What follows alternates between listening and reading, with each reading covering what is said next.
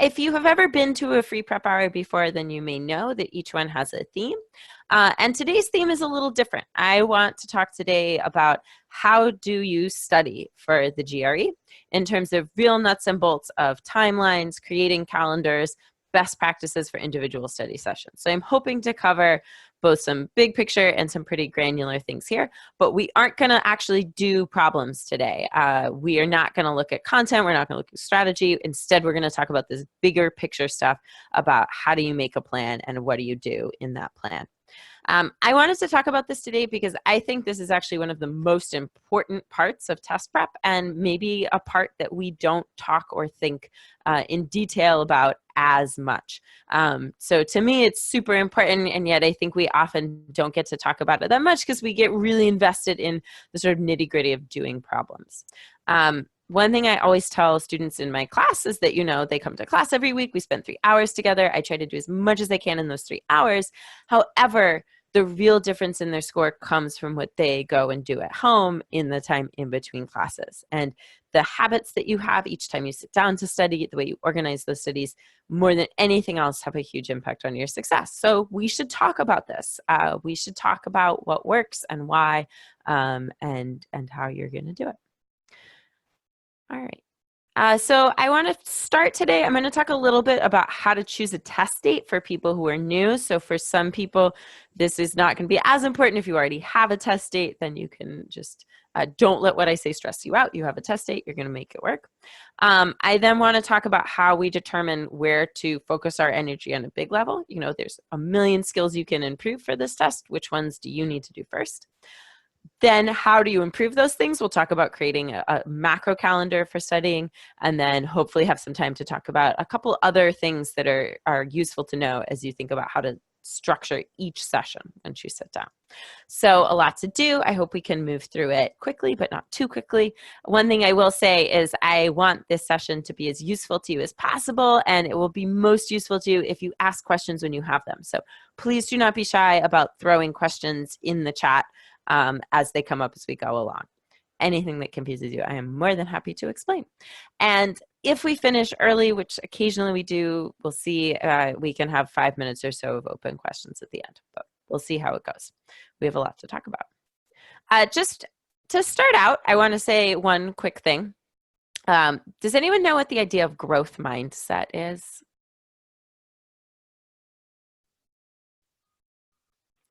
It's sort of trendy in some fields. No. Okay, cool. Well, this is a fun thing.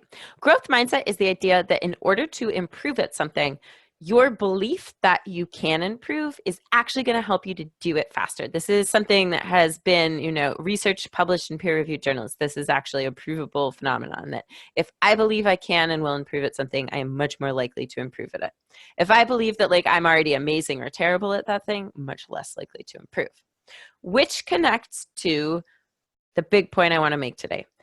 I believe that anyone can get any score on these tests with enough time and enough effort. The amount of time and effort that getting a score takes depends a lot on the person, where they're at, what their background is, all kinds of different stuff, how much, yeah, all kinds of different stuff. So for some people, how far away they are from their goal. So for some people, it may be, you know, 2 years to get to where they want to be ideally. Some people, it may be 2 weeks. Depends on lots of things. But I believe that anyone can improve and anyone can get a great score on these tests. No one is born sort of with an innate, you know, there aren't standardized as prodigies. So I would say like, just go into that with this mindset. This is very, very much doable. If you're very structured and attentive and focused in your studies. So I want to start with that sort of big picture mindset. And now we're going to talk about this second half, the sort of rigorous small things that we do to get to where we want to be. Just because some people are new, I just want to remind us of what the test looks like. And I know some people are just starting out. You know, this is a long test. It's 4 hours long. We start with 2 essays, and then we do a mix of quant and verbal tasks. The essays get a separate score from the other stuff. So we're looking at a long thing, and we're looking at 3 big areas of focus: quant, verbal, and to a lesser extent, writing. Writing is often less important for many programs. So the first thing we need to think about as we think about studying is like, how long roughly is this going to take me? And when I say choose a test date, I'm not necessarily saying book the test right now. You don't necessarily need to book right away. You can wait and see how things go. But I am saying, like, if you're thinking about big picture, how much time to budget to getting this task done, what should you be looking at? And there's a few things you need to consider. The first is the big picture. I said, with enough time and effort, anyone can get any score on this test. But you need to decide how much time and effort is really worth it versus the reward that you're going to get from it. If it's going to be 4 months to improve your score 1 point, maybe it's actually more important for your application that you put that time into some other kind of extracurricular or getting more work experience or whatever. So just remembering when you think about goals, weighing it in the context of your application as a whole and sort of where the best allocation of time and energy is for you. And that's a very individual thing. Next thing you need to consider is, where are you at right now? So biggest thing, that's an excellent point, Brittany, and that's going to hold true of talking about goal scores, that you should always ask schools you're interested in. If they don't publish information on their website, call them, email them. Admissions officers want to be helpful to you. So yes, we're thinking about goal score. We're thinking about, what is the average score for my program? Like, what are the schools I most want to go to expect? And then you need to think about two things. You need to think about, ideally, like, what's the score that would make me super happy and confident and I would love and I would be really excited, like ideal score. And then what is the lowest score I would be comfortable applying to this program with? Just giving yourself a range. Like, I'm shooting for this, but if this is where I get and I decided I need to allocate that time and energy elsewhere, I would still be comfortable applying with that. And again, contact schools, great for that. Jessica, yes, there are 2 essays. It's not just multiple choice. Sorry, I caught your question a little late, but I did catch up. So we set a goal score, and then we say, okay, I take a practice test. Where am I right now? So if you haven't taken a practice test, even if you feel totally unprepared, stressed out, scared of the test, that's even more reason. Do it now. Get through that experience, and then have this baseline, have this knowledge of where you were starting out. It is immensely helpful. One thing to add as you weigh sort of, where do I want to be versus where am I right now? The higher your score gets, the harder each point of improvement becomes. So starting with, say, a 145, getting to a 155 can happen fairly quickly, often a matter of getting familiar with the format, brushing up on content. But then to go from a 155 to a 165 gets much, much harder. So that distance isn't quite the same across. Finally, you have to take into account what else is going on in your life. If you are very busy at work and don't have a ton of time to study, you may need a longer window. Vice versa, if you say are able to take some, a month off from work and this is all you're doing, then it'll happen faster. You may take the test more than once. That's the other thing to budget for. You can take the test as many times as you want. There is a limit, I think, of 5 in a single calendar year, but no lifetime limit. You can choose which scores you report to schools, so you don't have to report every score. And I have generally found that most students, many of my students take the test twice, and most who take it twice do a lot better the second time around. So lots of people do that. It's a good thing to budget for, because you have to leave 3 weeks between tests. So if you are also thinking about finite deadlines for your programs, maybe you have deadlines coming up in the fall, saying, okay, I want to take that first practice test, that first official test with enough time that I could then take a second official test if I needed to. So a lot of things to weigh. Where am I? Where do I need to go? How important is my test score in my application? And then what else do I have going on? I find on average, I see people preparing for the test in somewhere between 2 and 6 months. For example, the courses I teach last 2 months, and then I generally tell students budget around another month after that course. So 2 to 6 months is sort of a typical preparation time. Certainly, if you have more time or you have less time, I see people do that as well. But in a perfect world, that's roughly the time frame I'd be thinking of for totally starting out to being done with the process. All right, questions about that? Big picture timeline. Cool. So the next thing that needs to be done, you need to think about, okay, what are my strengths and weaknesses? What do I need to focus on? You will run out of time before you run out of things to study. It happens. None of us is perfect in relation to the GRE. There's still things I could stand to improve on, I am sure. With that in mind, you don't want to try to fix all the problems all at once, because you're going to be spreading yourself very thin across those sort of 100 different skills, and you're not going to make big gains in any one area. So we really want to come into each sort of segment of our studying with a clear sense of what our top like 3 to 5 priorities are. I want to fix these biggest problems, then I can move on to the next problems. We learned this from taking a practice test. And so the next thing we're going to be talking about is how to sort of review a practice test and set goals from it. Analyzing it. That's what we're going to talk about a lot.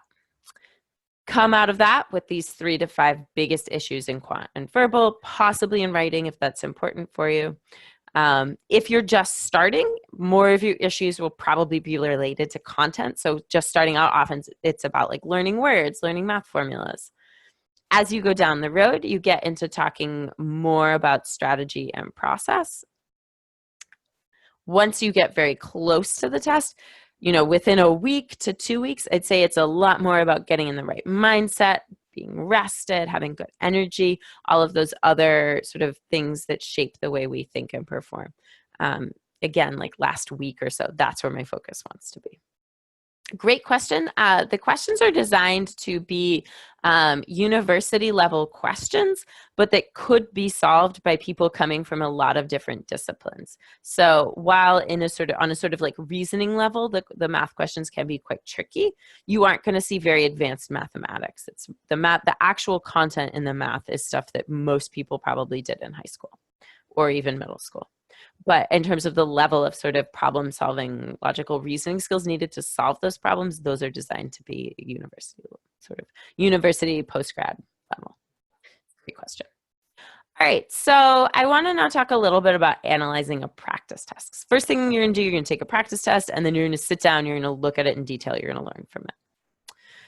First thing that you're going to do is you're going to look at each section as a whole, and you're going to look for some patterns in that.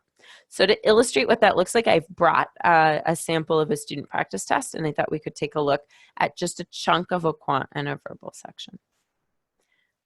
So here we have a sample first half of a verbal section.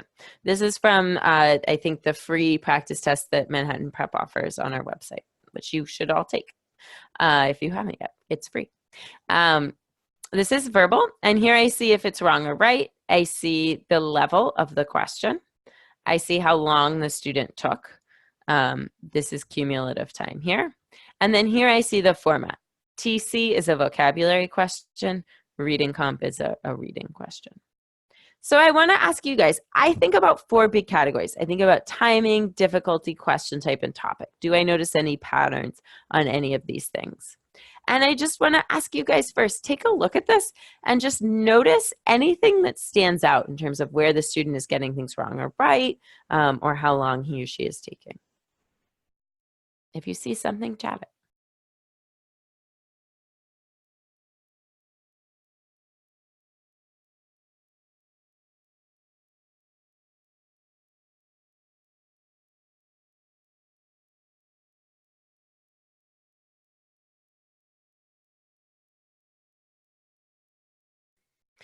Cool. Yeah, more time is spent on questions they got wrong. Definitely. So this is a big thing to notice. This student is spending 3 minutes on this question, 3 minutes on this question, 2 minutes on this question. Those vocab questions should in general take about a minute, so really slow. Yeah, seeing also some slowing down, some hard questions. So the student is doing better with sort of moderate questions, but now they need to move more onto hard questions. And definitely some stuff with timing. Yeah, we notice question 10 is halfway through a section. We have 30 minutes in a verbal section, so we're already more than halfway through. So what's going to happen to this student at the end of this section? Yeah, they're going to panic for sure. Panic, which makes us rush, make careless errors. We might also run out of time and not even get to try some problems, which is not a great thing. So what might the student do? Obviously, going to keep studying, trying to make these more efficient, but what could the student have done on this test that might have helped with timing?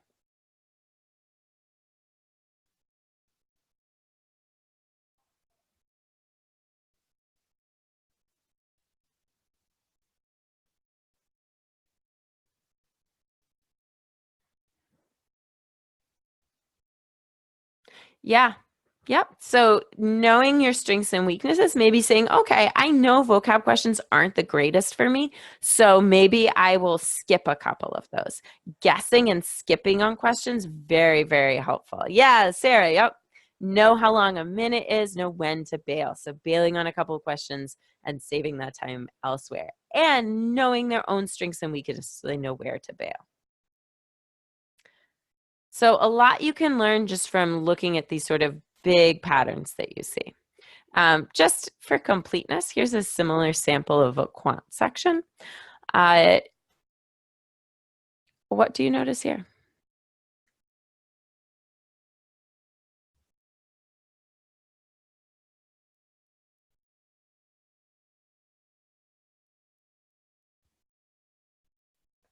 Yeah, spending a lot of time on questions that are wrong and then probably running out of time. Yep. So getting a lot of questions right, but being held back by being too stubborn about a couple and needing to skip those.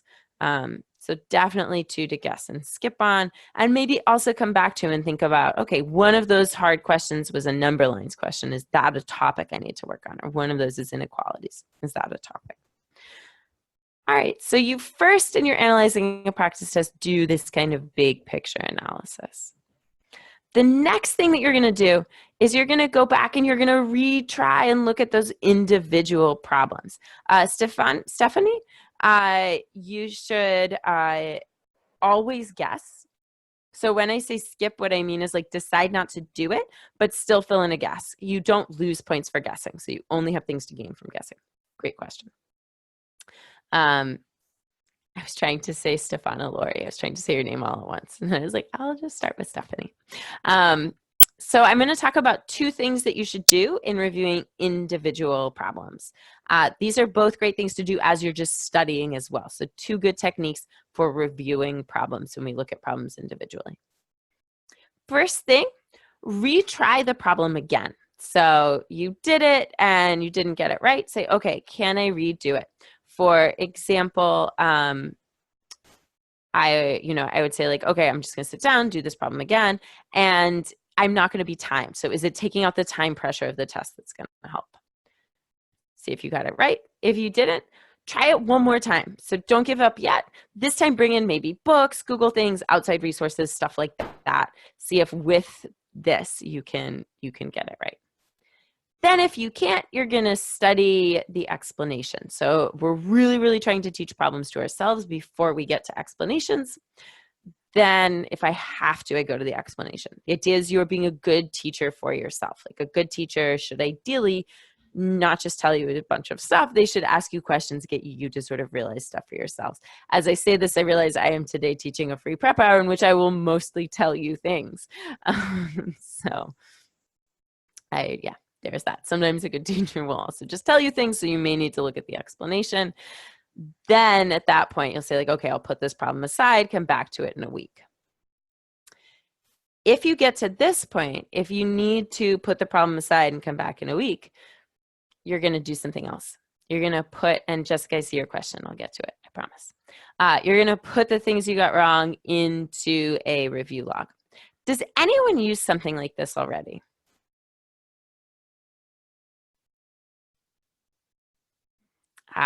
This then may be the best thing I can give you today. This is one of the top like 2 or 3 things that students do when they see really strong efficient score improvement. The idea is that you are going to find a document, make a spreadsheet, get a notebook, whatever works for you, and you are going to make a record of the problems that you got wrong. You are going to note where that problem came from so you can come back and find it again. You are going to note the format and the topic. So was it a quantitative comparison question? Was it a reading question, etc.? And then these are the 2 most important things.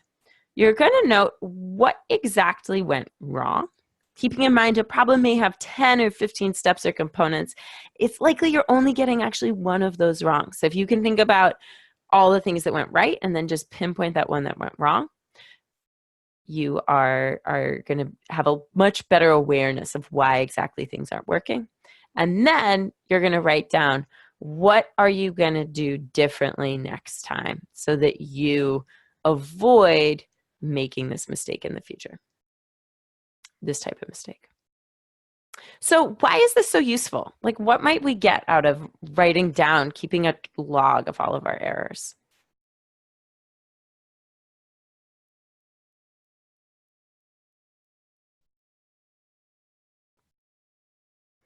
Yeah, May, that's one of the biggest things. We seldom make just, different mistakes every time. We tend to make the same types of mistakes. So I can learn why I make mistakes generally. I can learn if there's certain types of problems or topics that are more helpful. Yep, we learn patterns, and from that, we get focus. And we also get sort of concrete things to change. So we know what sort of areas to focus our studying on, and then we know what particular behaviors to pay attention to when we do. All right, so that's what I would do in terms of reviewing individual problems. So I've looked at each section as a whole. I've done all these problems. I put them in my error log. Then I'm going to reflect on that, and I'm going to pick 3 to 5 issues in quant and in verbal to focus on. Basically saying, these are 3 to 5 things I want to improve in the next 2 weeks. These are the most important things to improve in the next 2 weeks. You will probably have a list of maybe 20 things you want to work on, but you've done enough analysis at this point that you should have a good sense of which ones are going to yield the most returns, and you're going to prioritize those. All right. Now that we've set some goals, we're ready to get into talking about making a calendar for our actual study. But before we do, I feel like I have said a lot of stuff. So I want to just take a quick moment to address 2 questions, and then I'm going to ask you guys to do something. So Jessica, the GRE is graded where it's sort of a 1-0 system. Like, you get points for answering correctly, you get no points for not answering. In terms of the nitty-gritty of how they calculate raw scores and skilled scores, it's a much more complicated question than I could answer, and it's also something that ETS doesn't tell us a ton about. May, it depends a lot on the programs that you want to go to. An engineering program will have a much higher average quant score than, say, a creative writing program. For that reason, you should go to the websites of schools that you're interested in, or send them emails and ask them what their sort of average or end range of GRE scores is, and that'll give you a target. But yeah, it varies a lot depending on type of program. All right, what I'd like everyone to do now, before we move on to the next segment of what we're going to talk about, in the chat, share what's the one thing you found most useful or that you most want to remember from what we've just looked at. Everyone share one thing.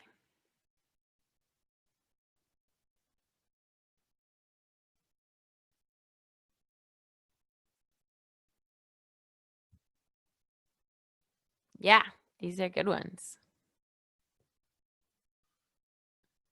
And you should look through other people's too if you haven't yet, because this is a nice summary.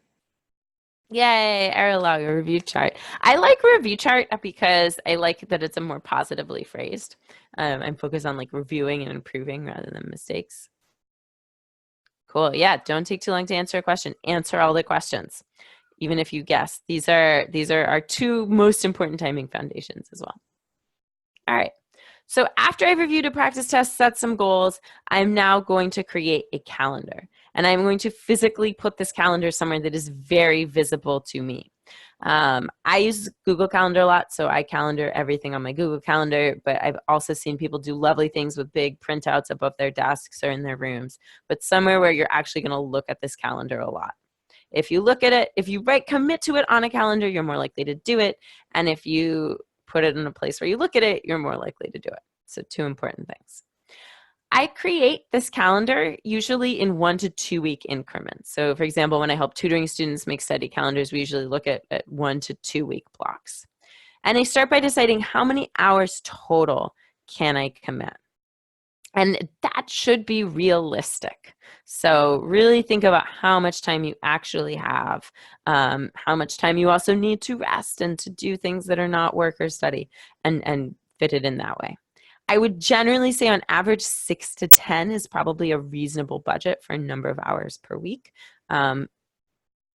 If you can budget fewer, that may mean it takes a little longer. The most important thing about this goal is that it is something you can actually do. Next, you're going to just divide that time up into different days. So this may mean, there's more time on weekends if you're working full time, but you still want to make sure that there is some time on weekdays as well. What you don't want to have happen is have all your studying bunch up into Saturday and Sunday, because you're going to essentially be trying to cram in a lot of stuff. You're not going to be reviewing it effectively. We'll talk more about why that is later. So you're going to sort of decide how many hours in each day, put it on a calendar. And then you're going to think about your big picture goals. So what are you working on? Well, maybe you want to improve your knowledge of geometry rules. You're then going to divide these tasks into the calendar. So I'll show you sort of roughly what it might look like. Like I might sit down and say, okay, I have 4 hours that I can allocate this week. So I'm going to say like, okay, I'll do 30 minutes each on Monday, Tuesday, and Thursday. I'm going to take Friday off because I know I have plans with friends. I'm not going to have time. And then I'm going to do 2 hours on Saturday. So I do the time first, and then I think, okay, what do I want to improve on? I want to improve on geometry rules, and I want to improve on reading comp detail questions. So what am I going to do? Well, I'm going to say, okay, on Monday, I'm going to spend 30 minutes making geometry flashcards. I'm going to get all the rules on flashcards. What am I going to do on Tuesday? Maybe I'll do 1 RC passage and 15 minutes with my flashcards. And on Tuesday, maybe I'll say I'll do like 20 minutes with geometry problems and 10 minutes with my flashcards. I'm going to go through and sort of split up tasks according to time for each week or 2. This way, whenever I sit down to study, I'm not going to have to take any time to think like, oh, what am I going to do today? I know I have a plan. Also, if I have a plan, I'm way more likely to sit down and study because I'm not confronted with sort of the blank page problem. In my other life, I am a writer. I write fiction. So I know like if I'm going to sit down and write every morning for a few hours, if I'm sitting down and there's just a blank page in front of me and I have no idea what I'm going to say, I don't want to do that. That's scary. But if I know, okay, I'm going to sit down and work on this story and I remember where I left off and I know what I want to do next, I'm really excited to sit down. So you're going to make this plan so that you always know what you're going to do when you sit down and you've made those commitments up front, physically written them down on a calendar. This makes compliance way, way more likely. And really consistency and just putting in some time on a regular basis is the most important thing. Any questions about this, about sort of dividing up time? The idea is basically, I make a calendar for 1 to 2 weeks. I think about at the end of those couple of weeks where I'm at. Maybe I take another practice test if I think I'm ready. And then I set some new goals, some new time for the next week.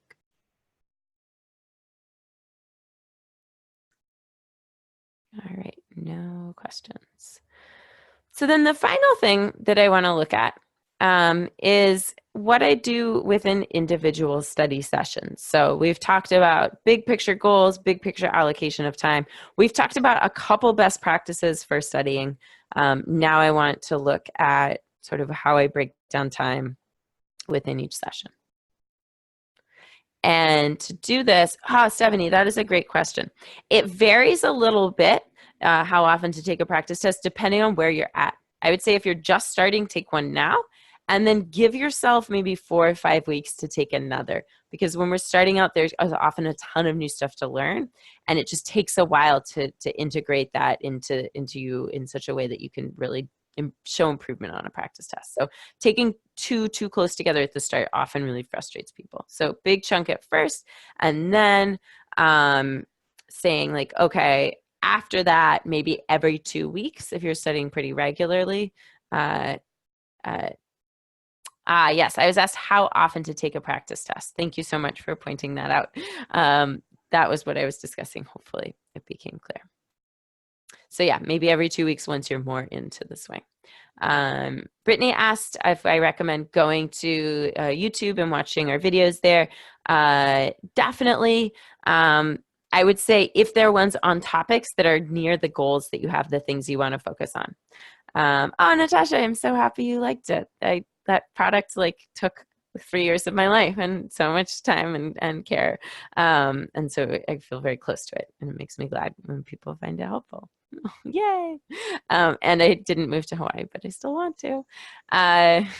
So I got distracted from what I was saying. So yeah, so you watch those videos if they're on topics that are useful to you. There's a bunch of different stuff in there. Hoover asked, how long should I practice for writing? If it's not very important, I would say do at least one practice test with the essays so that you have that experience. Then you can also take a look and see like how do you need to work on the essays, and you might then go and read some of the sample essays in the official guide to get a sense of where your essays stack up. If it's like you think your essay would score a 3 or below, that's when you might want to put some time into it. But generally 4, 5, 6 are considered like decent, good essay scores.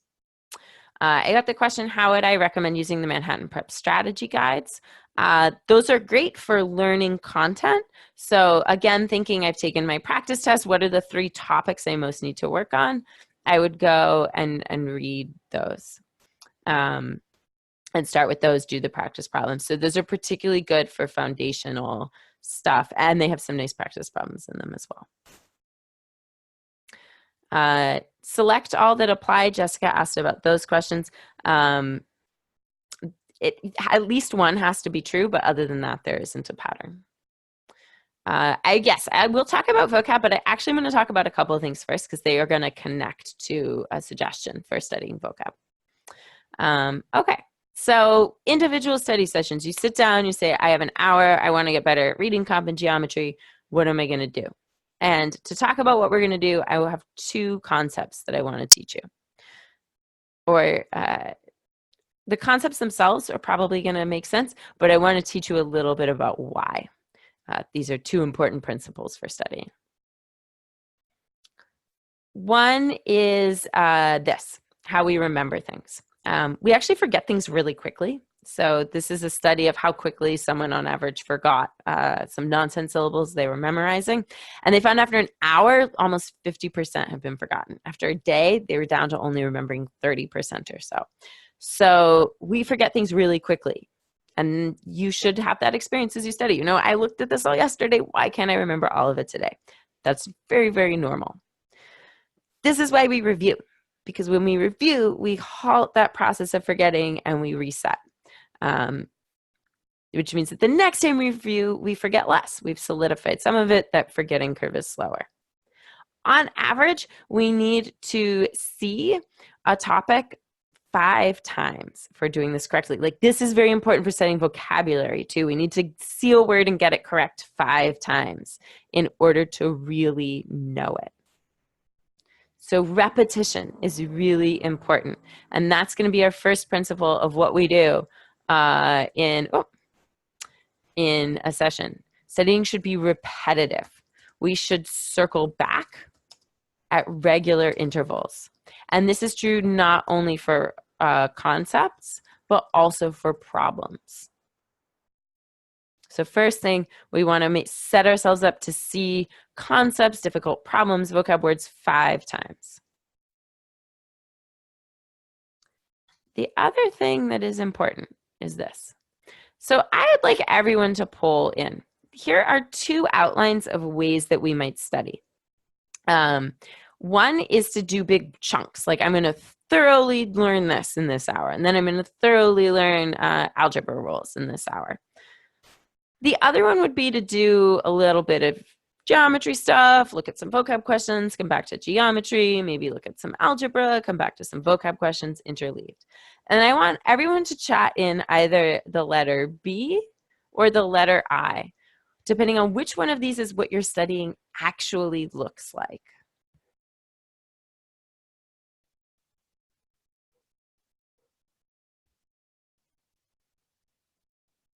Cool. We got some I's. We got some B's. We got a lot of B's.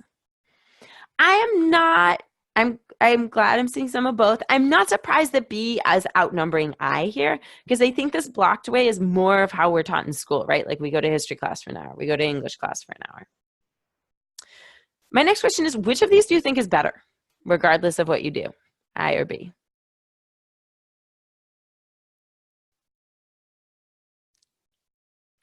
Now I'm seeing a lot of I. Yeah, probably partly because I set this up in a leading way. Also, I think there's like some other things going on there. So why do we think that I, the interleaved, is a better answer? Natasha, I love it. You see the goodness in all things. And certainly there are good reasons why people block their studying. Yeah, this is repetitive. So we get to circle back to things. We give ourselves time to forget and come back. We can cover more in a single session. Yeah, a little bit of all will always keep you in the loop. I like that. I'm glad you reach out at that. We need to have this repetition, this looping. Why else though? There are a couple other good reasons why interleaving or studying is helpful, maybe especially for the GRE. Yeah, that's super, super important. If we get bored, we're not, oh my God, I am a terrible phonetic speller, by the way. So I always like to spell boredom as bored plus dome. What am I talking about? Why? Oh, no, it's the dome. It's like I need to take out neat. Yay. You can do well in the GRE and not be good at spelling. That's good news. Yeah, we won't get bored. If we're bored, we won't study. Anything else? There's like maybe one more big one that I think of. An interleaved plan is also more test-like. Yeah, that's actually a good point too, Hoover, that if we get stuck with something and it's hard, sometimes stepping away and stepping back is enormously helpful, particularly in solving problems.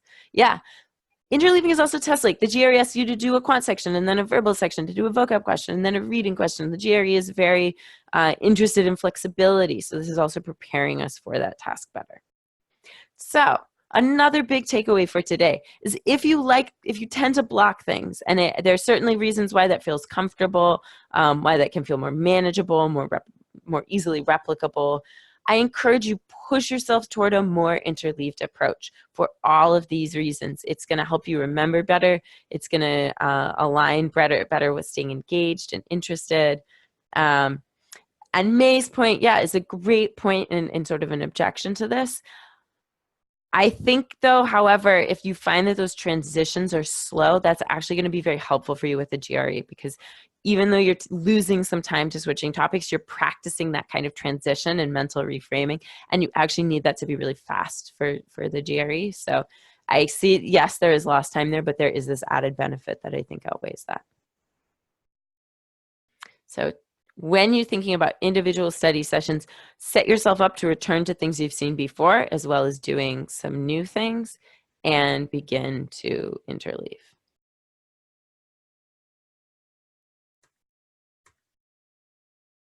So here again are 2 points. We want to be repetitive. We want to be interleaved. This is also why the error log is so useful. Repetitive, via log of errors, we know what to repeat, what to come back to. Okay. So what's something in that chunk of stuff that we've covered that felt really useful that you want to remember?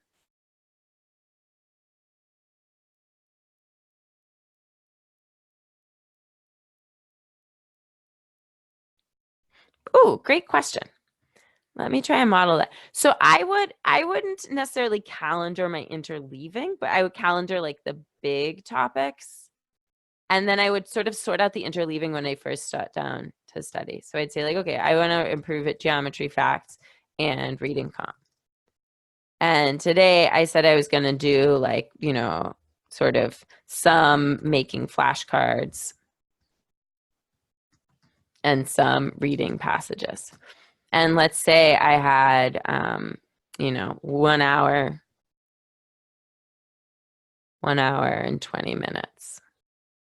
And I'd say, okay, so I'm going to say like, I'm going to do 20 minutes making flashcards. And then I'm going to do one passage and review.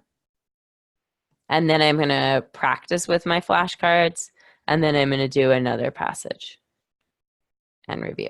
So I'd set this sort of big goals on my weekly or biweekly calendar. And then when I sat down to start each day, I'd look at that. It depends on the length of the passage. Short passages have 1, long passages will have 4 to 5. Medium passages, which are the most common, will have 2 to 3 questions associated. Cool. Yeah. There's some fun, if you Google spaced repetition, there's some other fun resources online about that. And there are some good resources online too about how to make calendars specifically for repetition. Someone asked earlier, I think, about select all, if there was a pattern to those, like 1, 2, or all 3, and there isn't a pattern to those. All right. So I just want to recap this so far. 4 things that you need to do, particularly starting out. Figure out about how long your overall time horizon is. And that'll come down to deadlines, how much time you have, where you're starting out, where you want to go. Then you're going to sit down and look at that practice test that you took most recently, analyze it, and go then error log, retry problems, set some goals, what you most want to improve. Block out time over the next 1 or 2 weeks and put tasks in each time slot. And then when you sit down to study, think about mixing, returning to old content with new content, and about interleaving. Stephanie, that's a great question. I generally say give yourself the first few weeks untimed while you're learning content and strategy. So once you feel like, okay, I know how to execute these questions with a good process and I'm getting accurate, then I want to add in timing. But I sometimes see people start off trying to do things too quickly, and therefore they're sort of falling back into old habits, not setting good foundations. So a few weeks to set really good foundations and start learning the sort of content side, and then start adding in timing. Great question. And if you find that the timing is making you revert to bad habits, then you might even take out the timing for a week to correct for that. Cool. Someone asked earlier about vocab studying, and I will actually take a moment to just give a few tips on that, because it does connect to some of this calendar stuff. Actually, very similar process for vocab. Set a goal of words per week, and at most that should be 50. Make good flashcards. So make flashcards that have jokes, sentences, related words, pictures, not just a simple word definition flashcard. And then use all the unused sort of wasted time you can to review words. So commuting on a train or bus, time you normally spend just scrolling through Facebook or Instagram mindlessly on your phone, mostly Instagram for me, and all the time you maybe spend like waiting for meetings or appointments. Like gather up all those little bits of time and throw it into learning words. There isn't really a good like quick hack for learning tons of words other than sort of structure, consistency, and discipline. Though I will say that learning word roots is really helpful as well. So that's one thing that if you need to sort of get as much in a limited amount of time, learning word roots is a good thing. In terms of taking a prep course, I think a great place to take a prepped course is when you have sort of the fundamentals of the math. So if you are coming from not having done math in a long time, that was me back in the day when I started teaching these tests. I did not take math in university. Then I would say if it's like I just need some basic like algebra, arithmetic mechanics, maybe take a little bit of time to brush up on those, then take a class. If those are already kind of there, then I would say you can take a class more toward the start of your studying. I would put it in maybe, month 1 or 2, and then have some time on the other end to practice the stuff that you learn in the class. GRE books. ETS did update the official guide, I believe, after those dates. So it is now a 3rd edition. However, the 3rd edition isn't radically different from the 2nd edition. So if you have a 2nd edition official guide, you can still use it and get value out of it. Yeah, I actually think that a good thing to do is to get, a lot of companies that are reputable put word lists out online. So get a list from there. You can make your own lists just by pulling words from things you read and practice problems. And then for me, making your own flashcards is radically better than having someone else make them for you. You'll remember the words faster if your associations are personal and relevant to you. For me, paper flashcards are more workable, but there are also apps that let you make your own flashcards as well. So yeah, get a list or pull things from your studying and then make your own flashcards. It will be way more helpful. All right, that is actually all that I have for you today in terms of studying. I thought I would talk slower. Yeah. But I'm happy to take other questions. This is an unusual thing we can do. Let's do a practice problem. What type of practice problem do you want to do?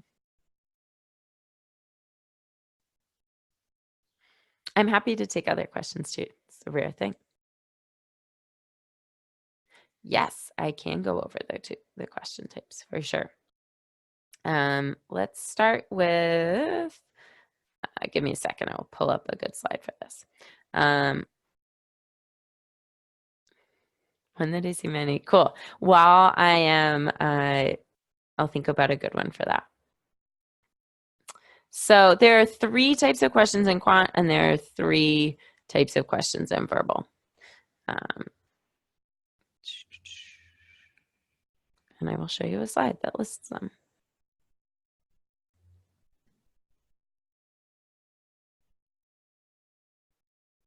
All right, so this is a quant section. And 20 questions, 35 minutes, 3 question types. Quantitative comparison that asks you to compare 2 quantities, those come first. Half of the section is sort of regular ABCDE type multiple choice. And then 3 questions in each section ask about data interpretation, which are questions that have to do with graphs. So those are the 3 question types that you see in each quant section. Each verbal section is similar in that there's also 20 questions, and there are also 3 question types. So here's what a verbal section looks like. Notice that the verbal section is slightly shorter. It is 30 minutes instead of 35. So a little faster. There are 2 types of vocabulary questions: text completion that ask you to fill in a blank with 1 word, and sentence equivalence that ask you to fill in a blank with 2 words or essentially a pair of synonyms. And then half of the section is reading comprehension. So those are our big question types. All right, other questions? I'm going to pull up a problem that I see people fall into a trap on.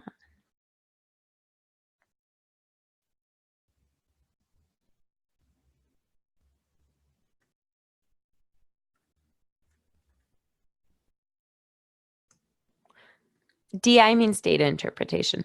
It depends how long you're studying. I'd say typically people take somewhere between 3 and 6, depending on how long they're studying for and what they need.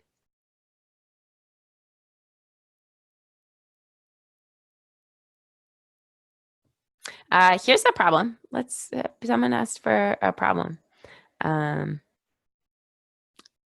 So go ahead and try this if you want. Then chat me when you have an answer, but don't chat everyone, just chat all panelists.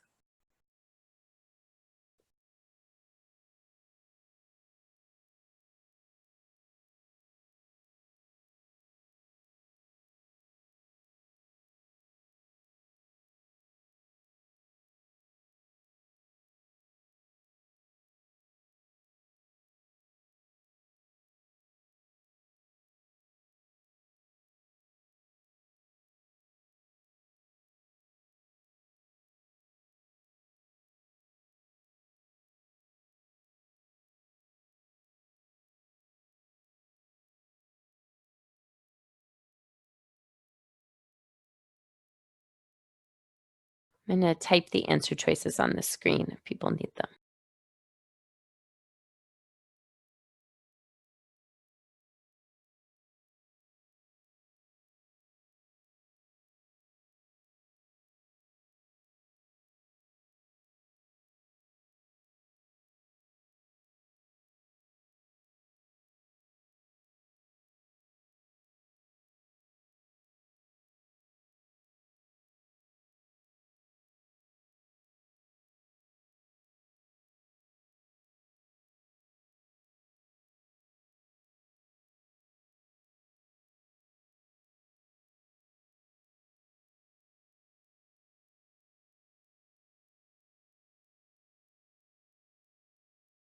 All right. So if you're new, just don't worry because this is maybe a new format and we'll get into it. But let's just think a moment quickly about this problem because it has a little trick in it. What are possible values of x that we could have here?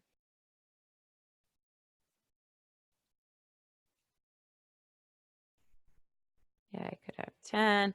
Ooh, could I have 5? 15? Why not?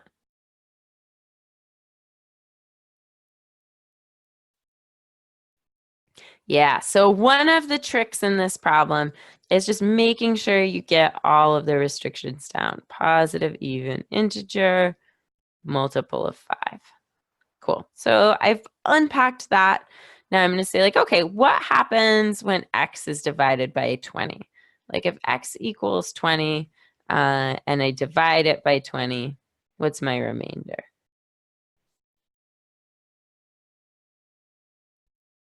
Yeah, here my remainder is 0. There's nothing left over. So this is a case where they're equal. So I might be tempted to choose C, but I'm not going to stop there. I'm going to keep going. I do know, however, at this point, like once I've done this, which 2 answers can I rule out?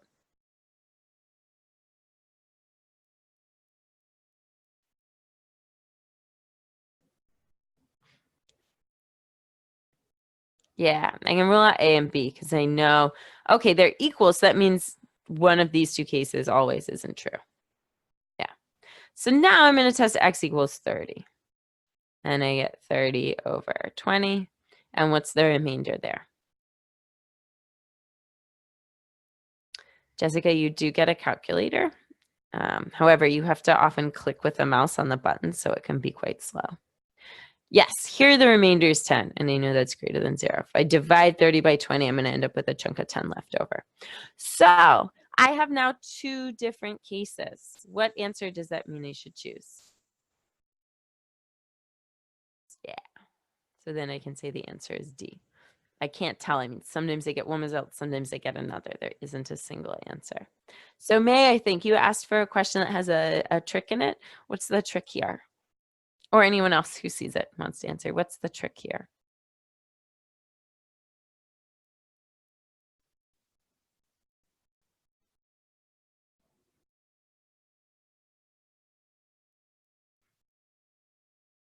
Yeah, we need to make sure, A, that we have the correct values for x, and B, that we're testing multiple options. And for a lot of these QC problems, they're designed to trip you up by making you think, oh, this always has to be true, when in fact, it only sometimes has to be true.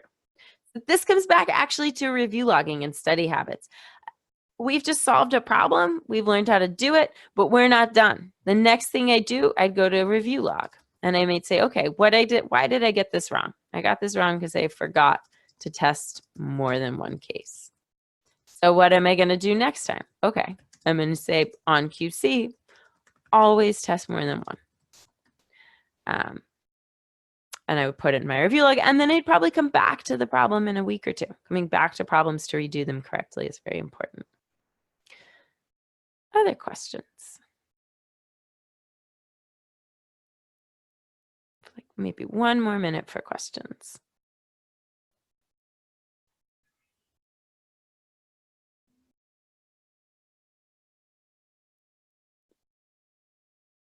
All right, cool. This is like the only time I've gotten to do questions and actually like answered everybody's questions, hopefully. Well, there's lots of great free GRE resources online if you want to keep studying. We offer a bunch of other free things as well that you can find under the free resources tab on our website. But you are always welcome to come and look at one of our classes for free. Try out an in-person or online class. See that first session, see if it's good. Yes, I think my contact information is on our website under teacher bios. Cool. Maybe about a month and a half, Natalie. That's a great question. I also think it's hard to do more than that if you're mostly just studying without burning out.